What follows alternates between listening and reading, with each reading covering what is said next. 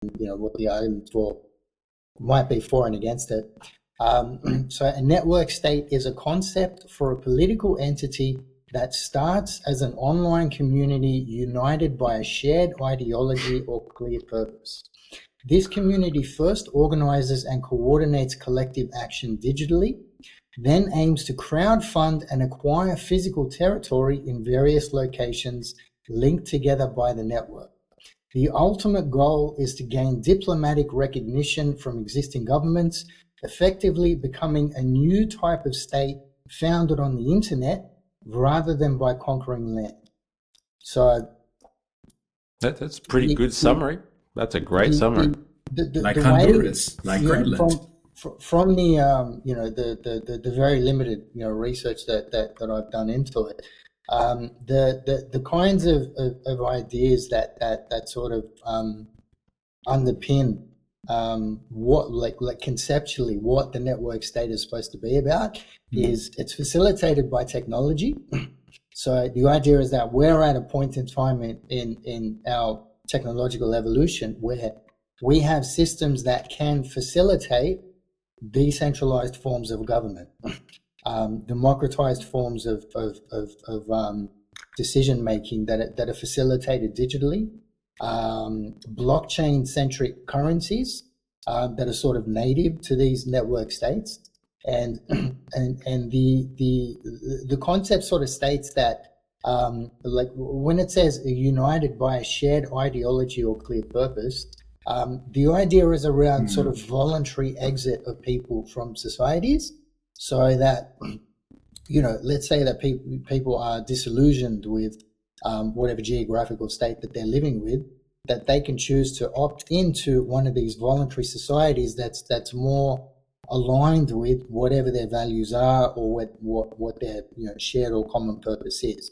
So it's meant to sort of start small, not be restricted geographically, like be able to I guess appeal on a global level, and then once it's sort of reached a sufficient like a critical mass point, that's the point in time that they start considering the acquisition of physical territory, because the digital infrastructure that underpins or is necessary in order to run one of these network states requires physical resources, servers, fiber optic cables, land, like that sort of thing. So I think conceptually, one of the ideas that sort of gave rise to the network state is we should be able to like pilot and trial different forms of governance. So we should be able to sort of rapidly iterate. That's coming straight out of Techland. That one, rapid iteration is like one of the principles of software. The development is we try something out, it doesn't work, we change it straight away.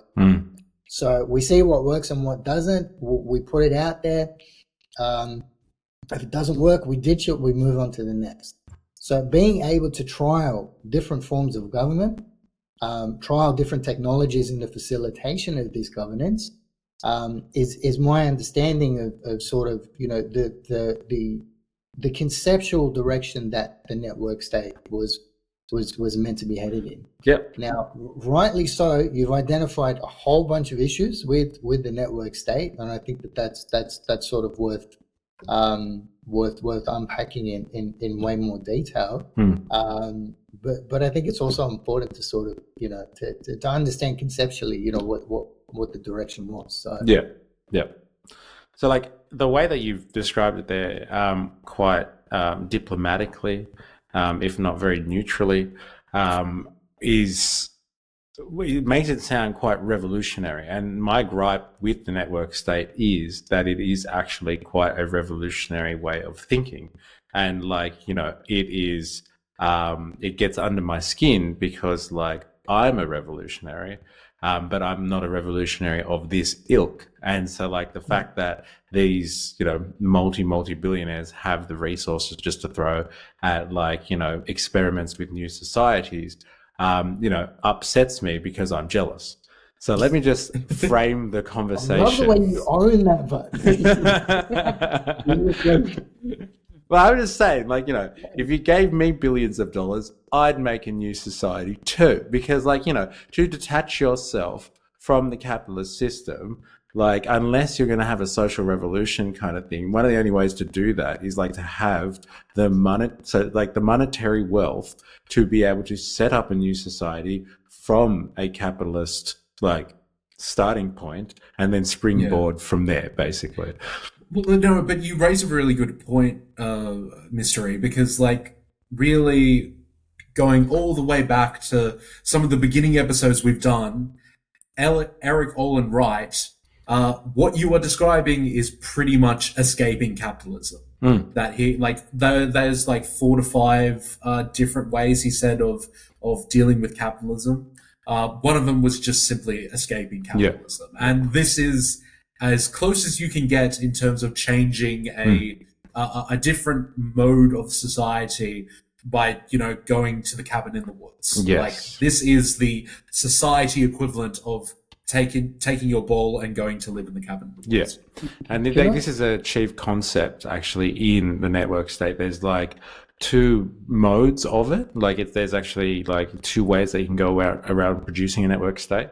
And one of those is exiting society or doing it via, like, your voice. And that is, like, actually using the existing political apparatus, so like voting and the democratic system, to change society in the interests of a network state. So there's 2 options there. And, like, the one that we've been talking about more, or so far, is this exiting society kind of concept. Sorry, Kareem. Sorry.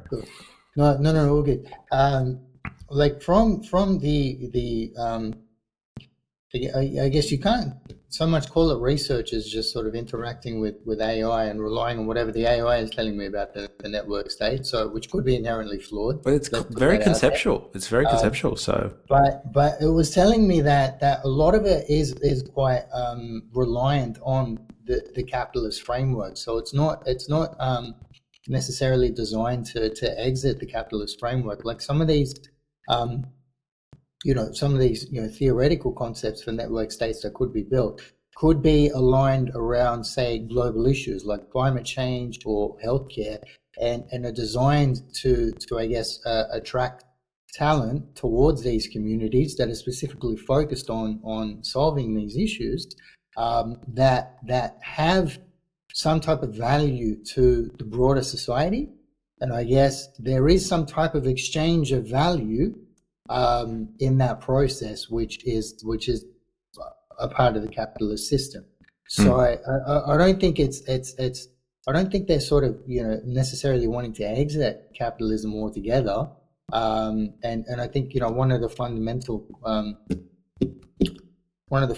issues is that in order to establish a network state, you kind of need to rely on capitalist output. In order to get it off the ground. Kareem, I would actually take it even a step further. I can't, this point I'm about to make, I can't really claim to it, because really this is a point that you've made, MysterE, is that not only are they relying on capitalism, but I think there's a fundamental misunderstanding how much they rely on the state. Because really, I guess in terms of capitalism and the world economy and how it kind of works, I don't think a lot of libertarians realize how much they rely on the nation state in order for capitalism being, or their profit or their product being able to reproduce itself, because you have a nation state that's actually backing you. So, this is a point you've made, MysterE, where it's like, okay, so these network states, they go to Honduras or they go to Greenland and they, set up their little paradise where, they don't have to pay tax and they all come collectively together. What happens if, they go to Honduras or Greenland and then an opposing force like Russia or China goes like, okay, thanks for that. I'm just going to take everything you're worth. Yeah. So they need like some type of like military protection, and that was one of the things that came up in my chats was like one like the amount of opposition that network states would face in terms of trying to acquire sovereignty from existing states, and how that would sort of play out on a geopolitical level. So I think, you know, like it seems to be the direction is that you know, there is this desire for sovereignty, but like where I'd pull you up on is it might not, you know, conceptually it might not be a desire for absolute sovereignty. So I think the